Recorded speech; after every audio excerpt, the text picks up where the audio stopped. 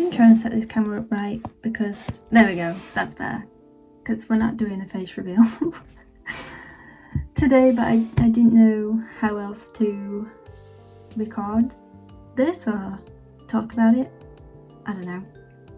I mean, I've seen quite a lot of videos on YouTube of people talking about their experiences, and that really helped me actually. I suppose, as you read from the title, that I have been diagnosed with epilepsy, which has kind of changed my life a lot. And I'd be lying if I said that I'm not struggling with it. I am.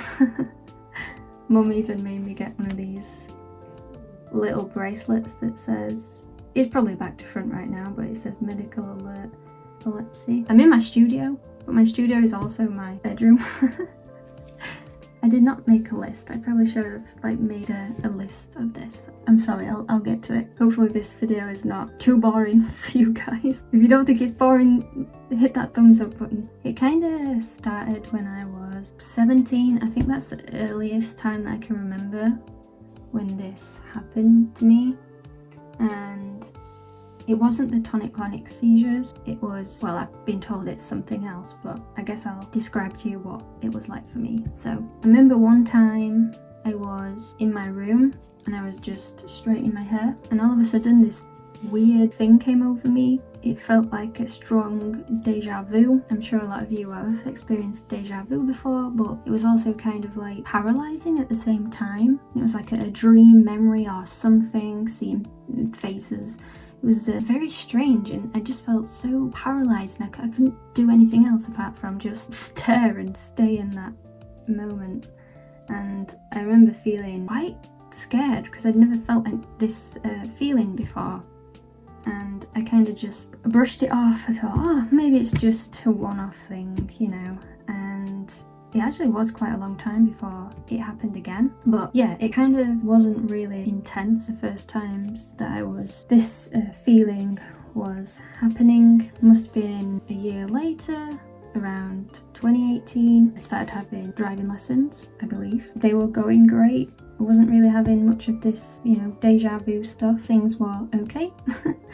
And it really started getting a little bit more in later on in 2018, and I just thought, this is not normal. No, this feeling there's something wrong, basically. And I decided to go to the doctors or the GP, and I described to them what I was feeling and all these, and she basically said to me that, oh, it's just because you're anxious. You're just anxious. And I was like, oh, well, okay, maybe it is just, you know, me being, because I do get anxious. That's where I put it down to. And then I passed my driving test. Well, I started working. I worked in retail. Things were going really well. You know, I'd not had any more deja vu feelings or anything. And then one day I was driving to work, and this feeling just came over me again whilst I was driving. Luckily, I was able to pull over and let it subside, pass, or whatever the word is. I set back off driving again to work. This time round it felt a little bit more scary, because the whole time that this was happening I was able to just sit down or, you know, pull over. I had time to, you know, what's the word? You know, be safe in some ways. I thought, you know what, I'm sure it's not anxiety, so I went back to the doctors. And I was saying to him, look, you know, I don't think it's anxiety because I don't feel anxious or anything. But she was adamant that it was being anxious. So I was like, oh, okay. And it took 3 times to go back to say, look, something is not right, something is not normal, there is definitely something wrong here. And I kind of went into the symptoms in a lot more detail, because I started not having much time to lay down. One time I can't even remember what I was doing something. Oh, in fact, actually, I was just looking on Instagram and I saw a picture or a video of this guy that someone's hair was on the table, and the guy was like chopping it with his, you know, straight line with one of these knife things, and it just came over me, this deja vu, you know, pit feeling in my stomach, like a hot flush. It's kind of like a fainting sensation in some ways as well, like a low blood sugar, if that's the right thing. And I kind of just laid there, and afterwards I started feeling a lot more confused and unwell. And I was like, you know what, I'm going back to the doctors again. And it took 3 times going to talk about it and full on say, look, please, please, please listen to me, there's something wrong. And then she actually did something about it, and she wrote it down and in my notes and referred me to a neurologist at the hospital. And that kind of put my mind at ease in some ways, that maybe, you know, it's not just all in my head, because at the first time I was thinking, surely this is not just me that's feeling like this. And I ended up going to Google, Dr. Google, as people say. But yeah, I typed in Google, I remember typing in deja vu and feeling sick, and I'd, you know, pressed enter and it came up with epilepsy. Now, epilepsy to me is someone having a seizure where, you know, they shake uncontrollably, or, you know, they wet themselves, or, you know, things like that. And I was thinking to myself, well, that's not me, because I don't do that, so surely that's not something I've got. When I found this forum of these people that were talking about it, and basically they were saying that they've experienced the same thing I'm experiencing, and they got diagnosed with temporal lobe epilepsy. And then I was kind of thinking to myself, could that be me? Is that maybe what I have? So I did a little bit of research into temporal lobe epilepsy, and the symptoms were very much like mine. Anyway, time had passed and I'd finally get to see the neurologist who I talked to about what was happening to me. At first we was calling them episodes because we didn't know what they were. I'd explain to him, he actually asked me, he was saying, oh, do you know what you might think it is? Do you have any idea? And I said, oh well, I'd done a bit of research and I thought it was temporal lobe epilepsy. And he was saying, yes, you know, I think the same thing, it could be, we're going to do some tests. So I was like, oh, okay. The first test that I had to do was an EEG, which is where they stick all these things on your head, and you have to lay very still, and then afterwards they'll bring out this giant light thing, and it's kind of like starts off slow, as in flashing, and then it'll just go really, really fast, and you have to look at this light for a long time. Anyway, that was the first test that they did, and it came back normal, which was great. And then the next thing was having an MRI scan, which was extremely scary to me, because like they just put you through this tube, and it's very claustrophobic, and I was very scared about that. I remember nearly having a panic attack inside of it because it was just awful. I'd had to lay there for 25 minutes in this claustrophobic thing, and I just remember going like proper breathing all the time, like thinking, it's okay, Emily, it's okay, you can do it. And it actually went quicker than I thought it did. And basically if it was something, on the MRI scan it would show like scarring in one of the brains, or in the temporal lobe, if that's what you call it, because you have two, you know, one on the right and the left side. That came back fine as well. So then we went back to him again months later, because nothing's straightforward in the, you know, NHS UK. You are waiting a very long time. But yeah, we got to see him again, and he was like, oh, you know, sometimes people's tests come back fine and they still have epilepsy. And he was like, well, what we could do is we could do a test where you'd have to stay in hospital and stay awake for 24 hours to try and induce a seizure. And I wasn't very too keen on that.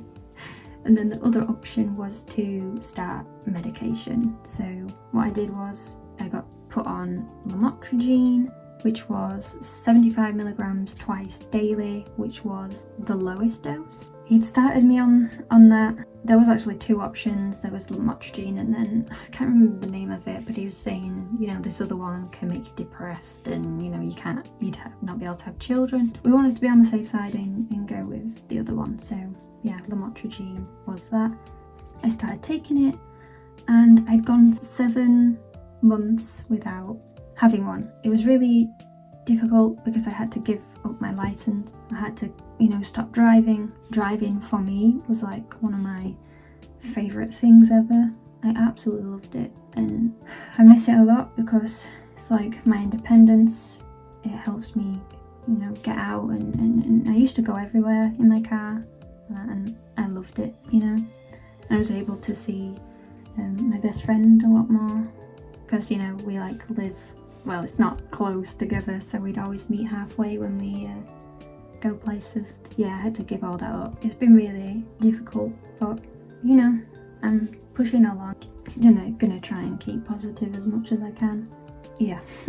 So I had to give my license up, and what they say is you need to be 12 months seizure free, so a full year without having one to be able to get your license back. But the DVLA did say that when you go 10 months free, you can reapply, basically. And I'd gone 7 months, you know, was doing really, really well. I was thinking, oh, this is it, you know, it's working. And now all of a sudden, they started coming back. And that happened this year in May, I believe. I was making a... I only know because my mum told me what happened, because I couldn't remember anything whatsoever what happened. I was making a cup of tea. All of a sudden, this deja vu, intense feeling came over me, pit in my stomach. And I didn't have time. I didn't have time whatsoever. I just fell on the floor. Mum was working from home at the time, and she just said that she'd heard this loud bang. I was on the floor, tea bags in my hand apparently, and she said that I wasn't responding to her when she was talking to me. It was just a blank stare. I'd come round, and I just remember crying my eyes out because I'd realised what had happened and having to start again, all over again.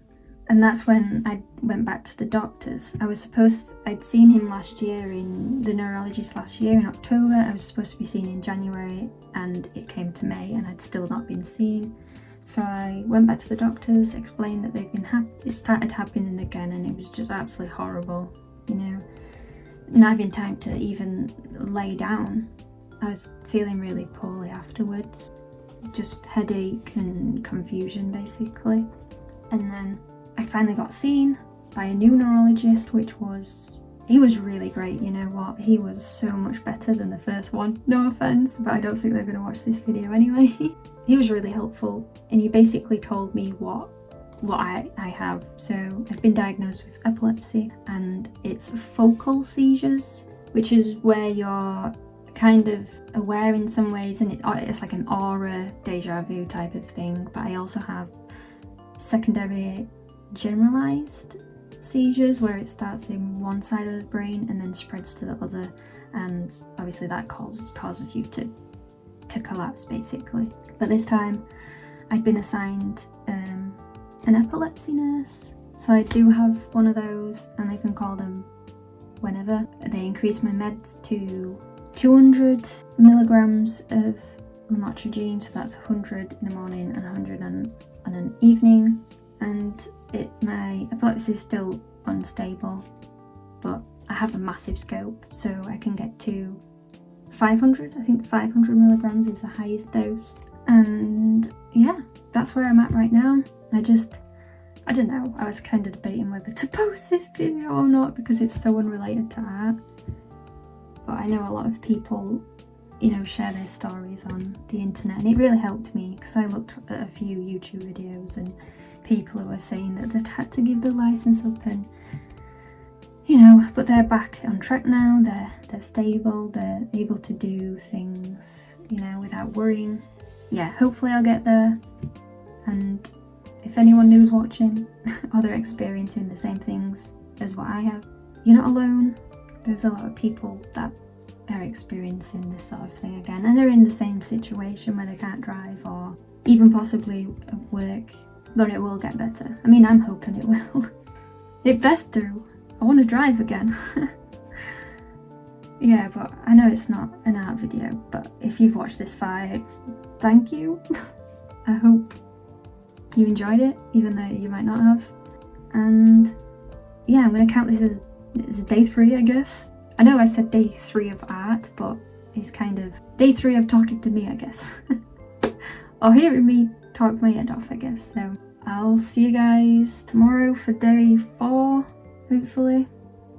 I might have missed a day and then just calculated the live stream as a day of art, but I don't know, we'll see. Alright then. Goodbye.